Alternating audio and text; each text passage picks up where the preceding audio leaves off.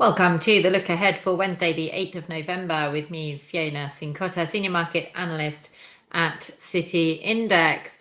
So, straight up, as far as earnings are concerned, the big focus will be on Walt Disney, Airbus, Adidas, and Kellogg. And moving on to the economic calendar, German inflation will be released. Now, this will be the final reading for October, and it's expected to confirm that inflation cooled to 3.8%. That's down from 4.5% in September.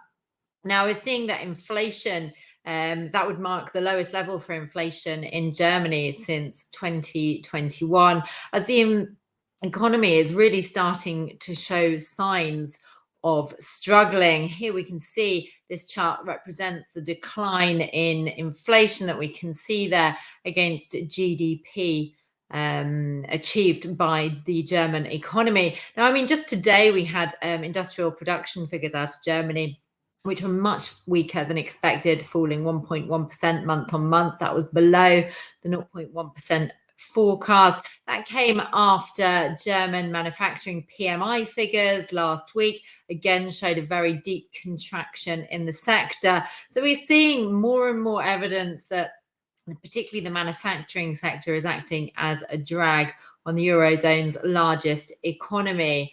In addition to inflation data from Germany, we've also got Eurozone retail sales figures out for September.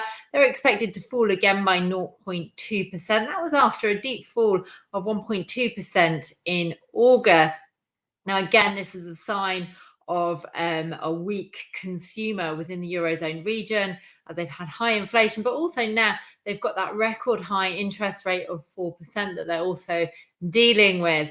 And sort of, the weakness that we're seeing in the Eurozone economy is encouraging investors and traders to bet that perhaps, the ECB are going to be starting to look to cut interest rates sooner than previously expected. And we did have the ECB meeting in October. They left rates on hold, but said that it was far too premature to be talking about rate cuts then. Now, if we just have a look here at the Euro US dollar chart, now we did have a really good recovery in the Euro just at the end of last week, across last week. That was a lot to do with the weakness in the US dollar on expectations that the Federal Reserve had reached peak interest rates after the FOMC meeting, and also that weaker than expected US non-farm payroll data. However, as the new week started, we've actually had more hawkish comments come from Federal Reserve policymakers. For example, Neil Kashkari said that he actually believed that the Federal Reserve still had more work to do as far as controlling inflation was concerned. And that means that we've seen the US dollar strengthen today, and we've seen the euro come off. As far as the chart's concerned, as I said, we saw the euro US dollar rebound lower from that 107.55 level. That was just at the top of that rising channel there.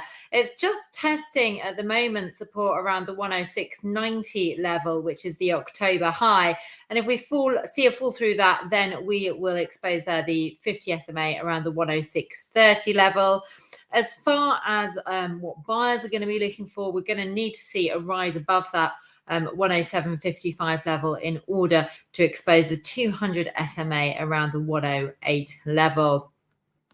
Now, in addition to Eurozone German data, we've also got speeches from the Bank of England Governor Andrew Bailey and also Federal Reserve Chair Jerome Powell. And these are going to be really interesting speeches, because we've got sort of this focus on whether these central banks are at a stage where they're going to be able to end interest rate hikes.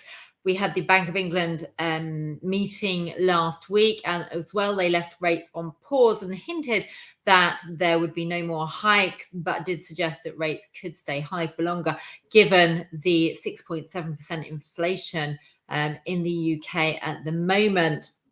Now, as far as the the sterling US dollar chart is concerned, if we have a look here, the pound US dollar broke out of that symmetrical triangle within which it was trading last week, when I said we saw that weakness in the US dollar. It found resistance at the 200 SMA at 124.35 and then quickly rebounded lower. But we can see that long upper wick there on that candle suggests that there wasn't much demand at those higher levels. Now, the price has come down.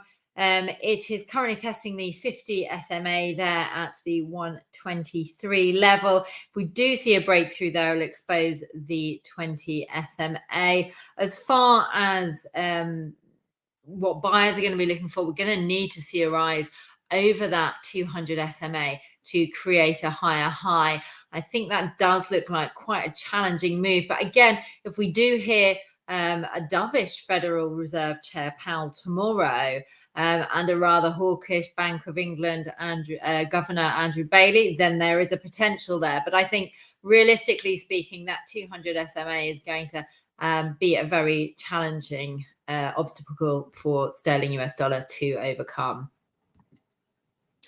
To say thank you very much for watching. If you've enjoyed the videos, please give it a like and also subscribe to the channel, and I will be with you again tomorrow. Thank you.